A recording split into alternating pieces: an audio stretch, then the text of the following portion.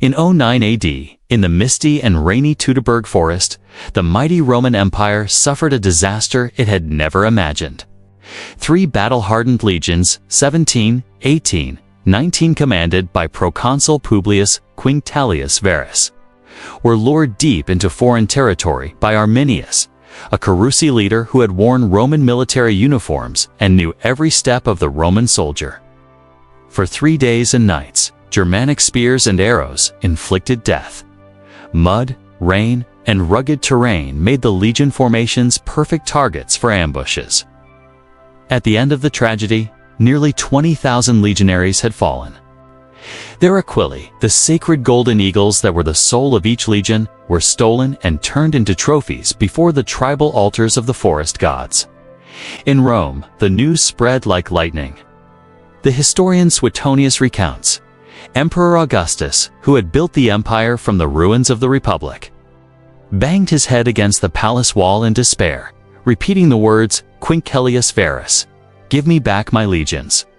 The defeat was not just a loss of troops, it was a direct blow to the pride of an empire that had always believed that every frontier would soon yield to the Roman eagle. Geopolitically, the Teutoburg disaster completely changed the balance of power along the northern border. Previously, Rome had harbored ambitions to turn the entire Germania Magna east of the Rhine, all the way to the Elbe, into a new province of the empire, extending the Roman frontier limes hundreds of miles deeper.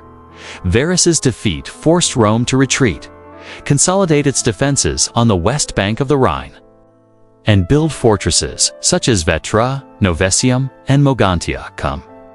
At the same time, they lost the ability to intervene deeply in the internal affairs of the Germanic tribes to maintain the fragmented alliance that relied on military pressure. Meanwhile, on the other side of the Rhine, the victory turned Arminius into a hero, honored as the liberator of Germania. But the Germanic alliance remained fragile. The Cherusci, Bructeri, Chatti, and Marcomanni were only united by hatred of Rome, but were full of conflicts over territory and personal ambitions. Arminius understood that if he did not maintain the spirit of resistance, his tribe would fall into disunity again, and the Roman eagle would reclaim its dominance. Nearly a decade later, Emperor Tiberius, the successor to Augustus, decided to entrust the mission of revenge to his adopted nephew and right-hand man, Germanicus Julius Caesar. Tiberius himself was inclined to defend, but public opinion in Rome, from the Senate to the army and the people, was eager for revenge to avenge the humiliation of Teutoburg. Moreover, geopolitics was pressing. The continued unity of Germania under Arminius's authority could pose a direct threat to the rich Gallic provinces and the supply lines from Italy. Moreover, the voices of young generals, such as Germanicus, representatives of a new generation who believed in the Julio-Caesarian spirit of conquest, were increasingly popular among the soldiers and the people. A year before the Battle of Idistaviso in 15 AD, Germanicus launched a powerful offensive. He attacked the Chatti territory, then advanced further to the Cherusci.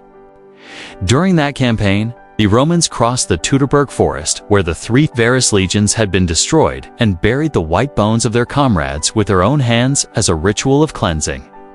It was during this campaign that they also recovered the eagle of the 19th Legion, the sacred symbol that had been taken as spoils of war. However, the Germanic tribes still avoided direct combat. The skirmishes were limited to small-scale harassment and ambushes.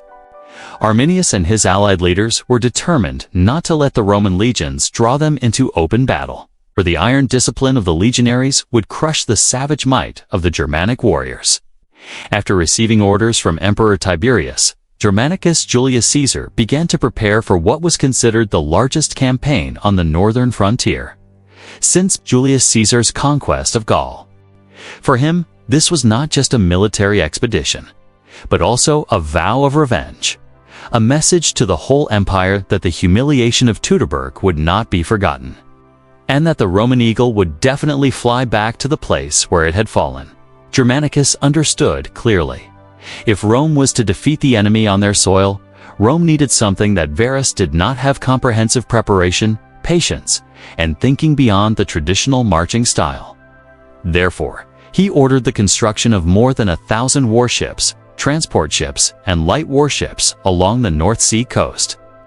This fleet was tasked with transporting troops, horses, and provisions along rivers, such as the Ems and Weser turning rivers, into lifeblood for supplies, minimizing the risk of ambushes of the food convoys on the forest roads, the fatal weakness that had killed Varus's army.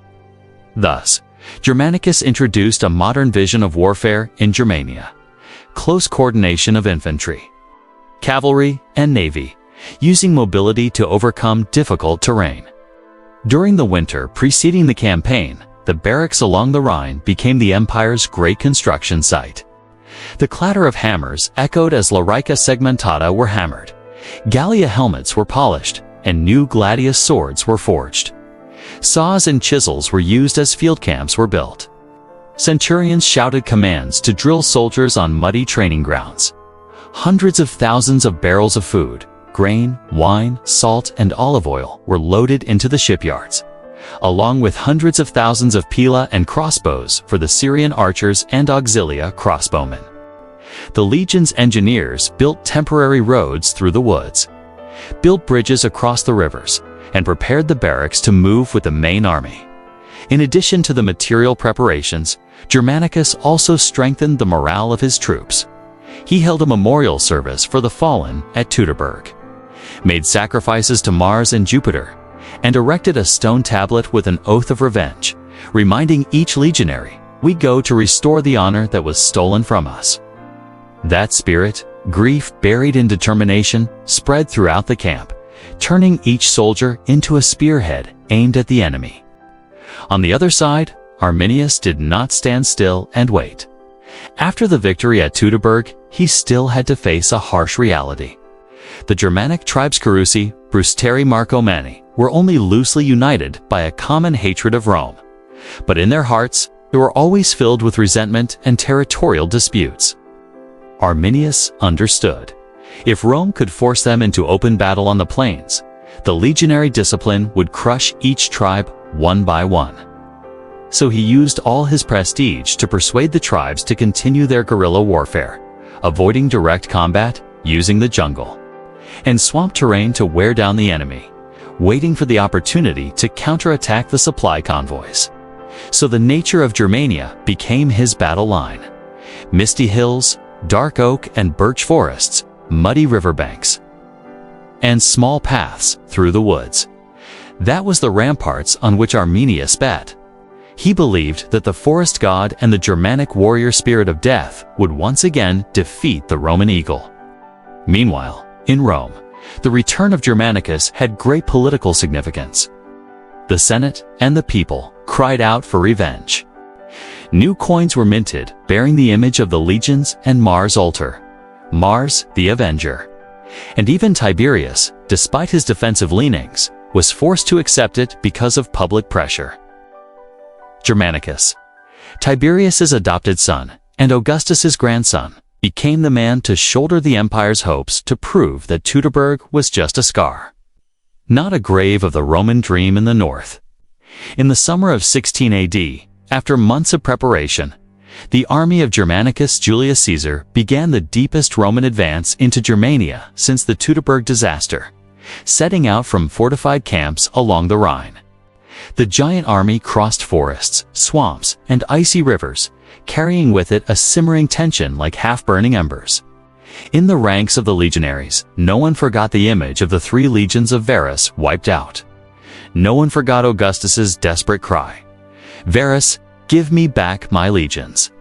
All waited for the moment of revenge to erase the humiliation that had weighed heavily on Rome's shoulders for nearly a decade. The Romans marched in tight formation, their aquilae flags fluttering in the air, their larica segmentata armor gleaming in the dim northern light. Alongside the battle-hardened legionaries were Gallic and Germanic cavalry allies, Syrian archers with long quivers of arrows, and especially the Batavian cavalry, renowned for their ability to swim across rivers in full armor, ready to appear anywhere on the battlefield like an invisible iron arm. On the other side, Arminius, the Cherusci leader who had crushed Varus's army, gathered nearly 50,000 Germanic warriors on the slopes of the hills covered with dark oak and birch forests. He and leaders like Maris silently prepared an ambush. It was the art of war that the Germans understood better than anyone, turning terrain into an ally, turning fear into a weapon, and pouring down from the deep forests like a flash flood, tearing apart the disciplined ranks. The Augustus region, the chosen battlefield, was a narrow strip of plain sandwiched between the icy Weser River and the forested hillsides. The two sides entered a tense standoff. Night fell. The Roman camp was ablaze with torches. The centurions strained their eyes through the thick fog. In the distance came the sound of trumpets and the threatening banging of Germanic warriors on their shields. The Roman soldiers, many of whom had been buried at Teutoburg, clutched the hilts of their gladi, listening to their own breathing as the rest of the legion breathed. As dawn broke, Germanicus arranged his formation with the care of a commander who had tasted defeat and understood his foes. In the center were the legionaries, the core of the legion, their scutum shields covering their bodies, their gladius swords at the ready. On the wings were the Gallic and Germanic cavalry. Behind them, the ghostly Batavian cavalry. Syrian archers, crossbowmen, and pilum throwers lined up in front, softening the enemy formation. The total Roman army is estimated to have numbered around 84,000, at least superior in organization, discipline, and firepower. But they still had to face the rugged nature and Arminius's specialty of ambush tactics. Arminius cleverly hid his men on the hillside, waiting for the Romans to spread out and take the plain. His plan: as the Romans advanced, the Germans would pour down like a waterfall, using long spears, axes, and iron clubs to push the Romans into the mud by the Weser River, where even scutums and loricas became deadly burdens. Finally, the fateful moment came. The trumpet sounded, and the Romans marched out onto the plain. As the Romans began to spread out to take the ground, Arminius gave the order. From the hillside, tens of thousands of Germanic warriors charged, screaming, their round shields thundering, their spears and axes flashing in the morning sun. The sound mixed with the clatter of horses, hooves, and the rustling of the forest cracked the air, striking fear into the hearts of young legionaries who had never been in an ambush. But Germanicus was no Varus. He ordered the formation to hold. The legionaries immediately closed ranks, raised their scutums to form a testudo, and withstood the first charge. The Gallic cavalry on the left and the Germanic cavalry on the right were ordered to hold back, waiting for the enemy to get carried away. The clash broke out fiercely. The sound of steel on steel, the sound of broken bones, the screams of the wounded, the smell of blood, wet mud, and sweat mixed into a savage scene. In the chaos, Arminius rode his horse, constantly urging the Germanic warriors to charge. On the Roman side, Germanicus remained calm, observing like a hawk for a weak point. When the first Germanic attack stalled, the formation began to lose its axis, and Germanicus immediately ordered the Batavian cavalry to be launched. These heavily armored knights still galloped, circled the enemy's flank, and stabbed into the left wing. Almost simultaneously, the Gallic cavalry on the other flank attacked the Germanic rear, turning the ambush into a reverse encirclement. In the sky, 8 eagles appeared. According to Tacitus, this was a sign from Jupiter. This ignited the legionaries' desire for revenge. They roared, "Aquila, Aquila, Serena," driving the Germanic army back. Seeing the situation turning, Arminius and his leaders tried to rally their warriors, but panic spread like wildfire. Many Germanic warriors turned and fled back to the Weser River. Some were cut down by the pursuing Roman cavalry, and others drowned in the icy waters in their heavy armor. As evening fell, the plain of Augustus was red with blood, with corpses and weapons strewn about. Rome had won an overwhelming victory, and for the first time in nearly a decade. The ghost of Teutoburg retreated before the vengeful reputation of the eagles. Of the estimated 50,000 Germanic warriors, Between 15,000 and 20,000 were killed, cut down by Roman cavalry or drowned in the retreat down the Weser.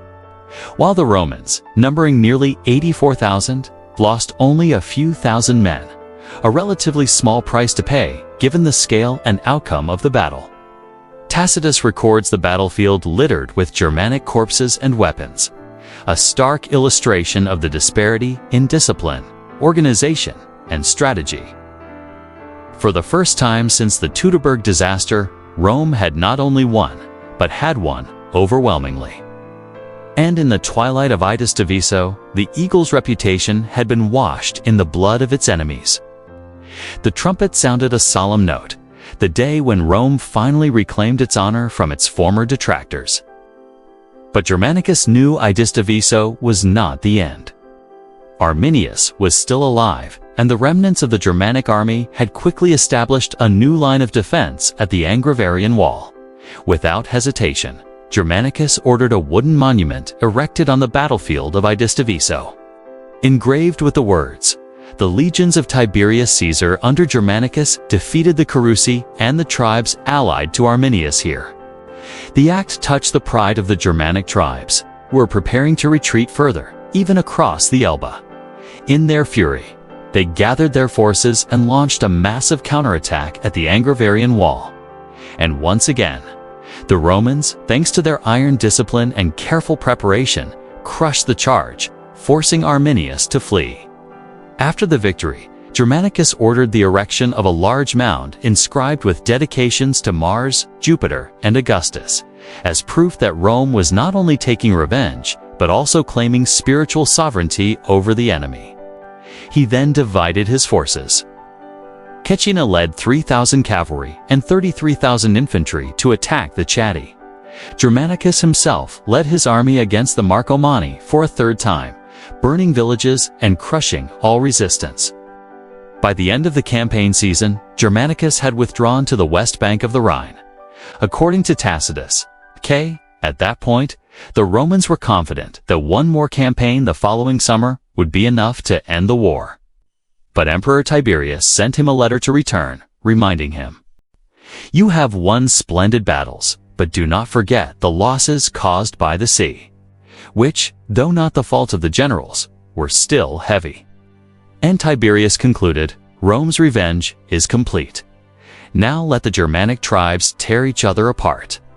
On May 26, 17 AD, Germanicus returned and was celebrated in Rome with great triumph. The revenge was officially over, but the echoes still echoed far and wide. Teutoburg and Itus Diviso differed not only in their outcomes, one a disgrace to Rome, the other a triumphant victory, but also in their stark reflections of two opposing military philosophies, two ways of thinking, and two generations of commanders. As Rome faced an enemy, both familiar and unfamiliar, the Germanic tribes' warriors who lived and died in the forests and the rivers.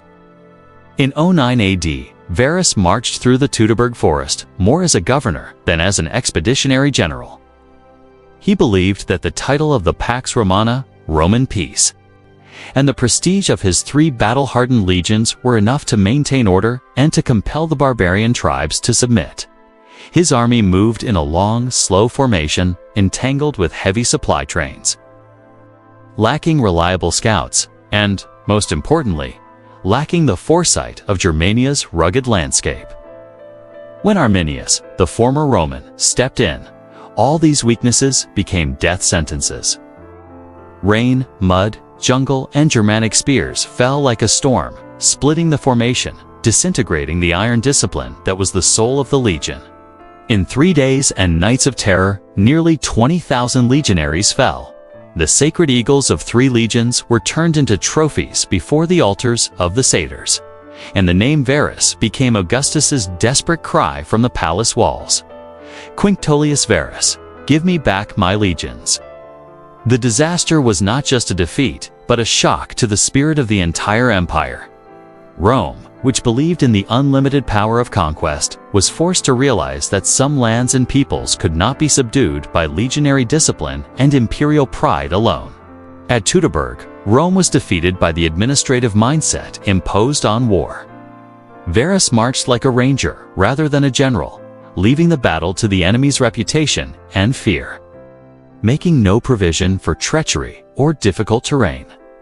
Nearly a decade later, Itus Diviso marked the emergence of a new mindset, that of Germanicus Julius Caesar.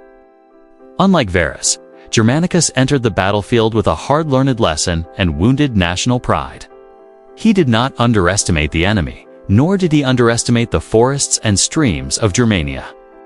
Instead of pushing into unfavorable terrain, he used a strategy. He drew the Germanic army away from where it was strongest, forcing it to fight on the plains, where Rome's legionary discipline and organizational strengths were at their best.